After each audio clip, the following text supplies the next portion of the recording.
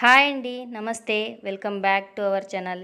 మనం ఈరోజు వీడియోలో టమాటా నిల్వ పచ్చడి ప్రాసెస్ని అయితే షేర్ చేసుకోపోతున్నాను. పక్కా కొలతలతో గ్రామ్స్లలో అలాగే కప్స్లలో కూడా కొలతలు అనేది నీట్గా ఈ వీడియోలో అయితే షేర్ చేసుకుంటున్నాను. ఇలా అయితే మీరు టమాటా పచ్చడిని అయితే చేసుకున్నారంటే 6 నెలల వరకు పచ్చడి అనేది నిల్వ ఉంటుంది. అలాగే ఎండతో ఆరబెట్టకుండా అలాగే చాలా తక్కువ సమయంలో హాఫ్ అన్ అవర్ నుంచి 1 అవర్ లోపల మనం ఈ పచ్చడి అనేది రెడీ చేసుకోవచ్చు. అలాగే చేసుకోవడం కూడా చాలా ఈజీ.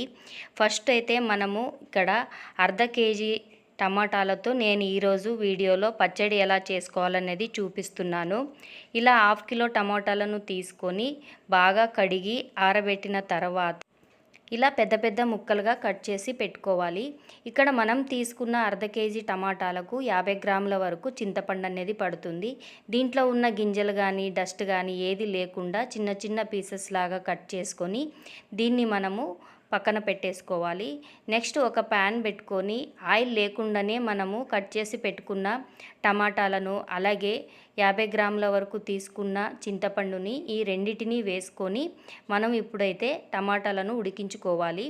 ఇలా ఒకసారి మొత్తం అంతా కలుపుకొని మీడియం ఫ్లేమ్లో పెట్టి మనం మూత పెట్టేసుకొని మనము 10 నుంచి 15 నిమిషాల వరకు ఇలా ఉడికించుకోవాలన్నమాట. మధ్య మధ్యలో మూత తెరిచి అప్పుడప్పుడు మనము కలుపుతూ ఉండాలి. ఇలా కొంచెం మెత్తబడిన తర్వాత మనం స్పూన్ తీసుకొని ఆ చింతపండు అలాగే టమోటా ముక్కలని కూడా ఒకసారి బాగా కలుపుకోవాలి. ఎక్కడ వాటర్ అనేది లేకుండా వచ్చేంత వరకు మనము ఈ టమాటాలను అనేది ఉడికించుకోవాలన్నమాట. ఎందుకంటే ఇది నిల్వ పచ్చడి, మనం చాలా రోజుల వరకు నిల్వ పెట్టుకుంటాము కాబట్టి మనము ఎక్కడ వాటర్ అనేది లేకుండా వచ్చేంత వరకు మనం దీన్ని ఉడికించుకోవాలి. ఇక్కడ వీడియోలో చూస్తున్నట్టు మనకైతే ఇప్పుడు మొత్తం వాటర్ అనేది మొత్తం వెళ్ళిపోయింది. ఈ కన్సిస్టెన్సీ వచ్చేంత వరకు మనము టమాటాలని ఉడికించుకోవాలి. ఇలా ఉడికించుకొని చల్లగయ్యేంత వరకు పక్కన పెట్టేసుకోవాలి.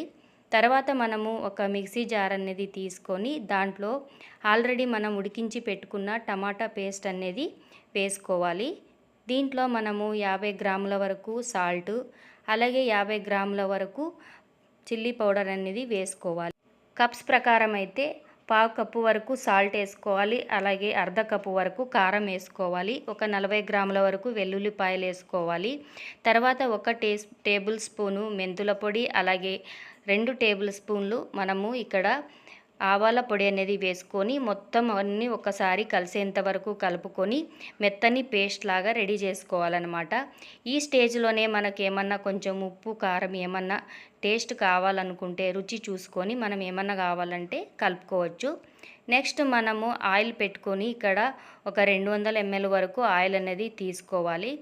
ఈ పచ్చడికైనా ఏ పచ్చడికైనా సరే ఆయిల్ అనేది ఎక్కువ వేసుకుంటేనే మనకు పచ్చడి అనేది చాలా టేస్టీగా ఉంటుంది. ఇలా వీడియోలో చూపిస్తున్న విధంగా ఆవాలు, జీలకర్ర, శనగపప్పు, మినప్పప్పు అలాగే కచ్చాపచ్చగా దంచుకున్న వెల్లుల్లి, ఎండుమిరపకాయలు ఇవన్నీ వేసుకొని ఒకసారి బాగా కలిసేంత వరకు కలుపుకోవాలి. నెక్స్ట్ మనం ఆల్రెడీ మిక్సీ వేసి పెట్టుకున్న టమాటా పేస్ట్ అనేది దీంట్లో వేసుకోవాలన్నమాట. ఇలా ఆయిల్ మరుగుతున్నప్పుడే మనం పేస్ట్ అన్నీ వేసుకొని ఒక 5 to 10 మినిట్స్ వరకు సిమ్లో పెట్టుకొని మనము పచ్చడి అనేది బాగా ఉడికించుకోవాలి. కొంతమంది అయితే అలాగే పేస్ట్లు కలిపేసి పక్కన పెట్టేస్తారు. అలా కాకుండా మనం ఆయిల్లో ఒక 5 మినిట్స్ వరకు ఇలా ఉడికించుకుంటేనే మనకు చట్నీ అనేది బాగా టేస్టీగా ఉంటుంది. అలాగే చాలా రోజుల వరకు నిల్వ ఉంటుందన్నమాట. ఈ ప్రాసెస్ని అయితే మర్చిపోకుండా మీరు కూడా ఫాలో అవ్వండి. అలా అయితేనే పచ్చడి అనేది చాలా టేస్టీగా వస్తుంది. ఇలా మొత్తం అంతా ఆరిపోయిన తర్వాత మనం దీన్ని ఒక బౌల్లో కానీ లేదంటే ఒక గ్లాస్ జార్లో కానీ ట్రాన్స్ఫర్ చేసి పెట్టుకోవాలి. టమాటా ముక్కల్ని ఎండలో ఆరబెట్టుకునే పని ఉండదు. అలాగే చేయడం కూడా చాలా ఈజీ ప్రాసెస్. తర్వాత అన్ని కొలతలతో సహా నేను ఇక్కడ చూపిస్తున్నాను కాబట్టి ఈ కొలతలతోనే మీరు కూడా ఇంట్లో ట్రై చేస్తే ఖచ్చితంగా మీకు కూడా పచ్చడి అనేది చాలా పర్ఫెక్ట్గా వస్తుంది. ఇలా ఆయిల్ అనేది ఎక్కువ శాతంలోనే ఉండాలి. ఇలా ఉంటేనే మనకు పచ్చడి అనేది చాలా టేస్టీగా ఉంటుంది. అలాగే చాలా రోజుల వరకు నిల్వ ఉంటుంది. వీడియో నచ్చితే లైక్, షేర్ అండ్ సబ్స్క్రైబ్.